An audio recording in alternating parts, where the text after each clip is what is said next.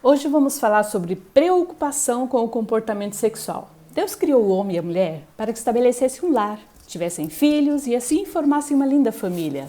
Mas, infelizmente, pela falta de princípios morais e religiosos, a convivência entre o casal tem sido muito difícil, tem sido cada vez mais complicada. Assim, com o excesso de tantas coisas negativas que surgem e interferem no relacionamento do casal, toma tempo do casal, o mundo está se dirigindo para o caos e atingindo as profundezas da vergonha e depravação. Sabem, hoje em dia, quando nós vemos uma propaganda de um alimento, de uma roupa, de uma viagem, de um carro, o que é que aparece ali? Geralmente, uma mulher seminua, ou então um homem galã, todo sedutor. Sempre tem insinuações para o lado sexual. Com tudo isso, a família, que é a estrutura básica da sociedade, está sendo fortemente abalada. Ela está sendo atingida por grandes males. E os seus efeitos, além de desastrosos, acumulam também outras crises. Com tudo isso, nós percebemos uma grande ameaça aos ideais propósitos do lar cristão. Qual era o propósito de Deus para o lar cristão? Que cada lar fosse um pedacinho do céu, que cada casa fosse uma igreja. Mas, infelizmente, o adultério, o sexo antes do casamento, comportamento sexual obsessivo, sabe? Tudo isso são práticas contrárias à vontade de Deus. Os abusos sexuais cometidos pelos próprios cônjuges, abusos contra crianças, o incesto, práticas homossexuais, atos de bestialidade, que é ser humano com animais.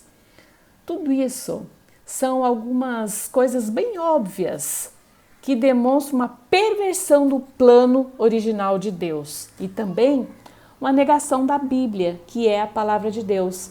A palavra de Deus tem várias menções sobre essas questões que nos orientam sobre a ética sexual. Mas, infelizmente, nós vemos que esse é o desejo de Satanás.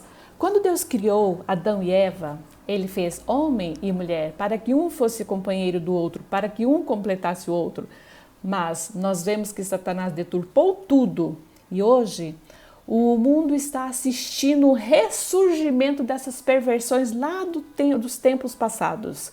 E nós não temos mais segurança, não temos mais relacionamentos estruturados e a vontade de Satanás tem sido descaradamente destruir o lar, as famílias e essa instituição linda e maravilhosa que Deus instituiu.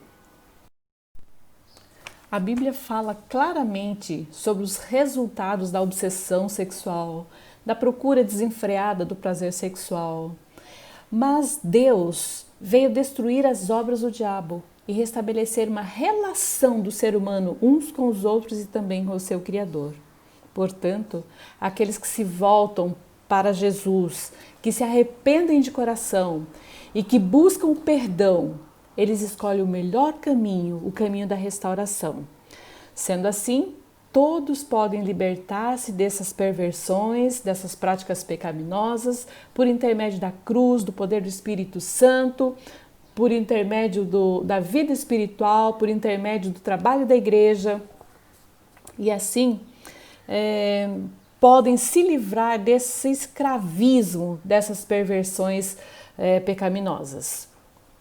O apelo é que nós vivamos aguardando a bem-aventurada volta de Jesus, que se aproxima, que nós sejamos um povo zeloso e de boas obras, para assim podermos viver redimidos uma vida eterna com Deus.